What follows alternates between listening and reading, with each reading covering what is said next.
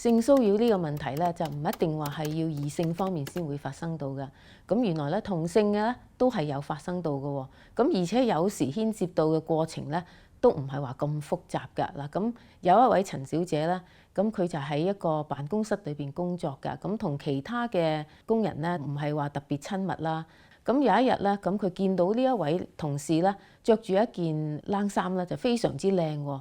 咁又係鬆身嘅，咁於是咧，佢就喺上邊咧就想話俾佢知嘅件衫好靚啦，同埋咧喺膊頭上面咧咁啊拉一下啦。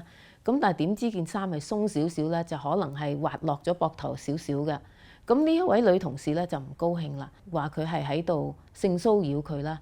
咁甚至乎咧，大家係拗撬之後咧，佢仲係叫咗警察啦。咁警察嚟到咧，亦係覺得咧好似係有呢一個侵襲佢嘅問題喺度喎。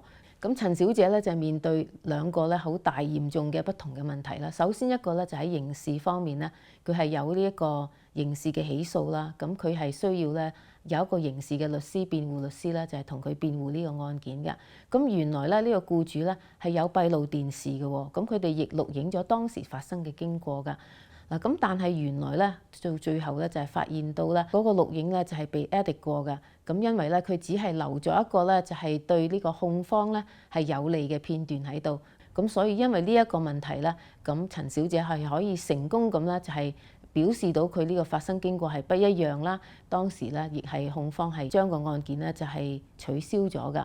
另外一邊咧，佢亦係有呢個工傷方面嘅問題啦，因為咧呢個案件咧就係發生喺工作方面啦，呢個心理上邊啊、精神上面咧，對佢都係有好大嘅陰影同埋壓力㗎。咁所以咧，我哋係亦提出咗呢一個心理壓力方面嘅工傷咧，都係同佢攞到呢個賠償嘅。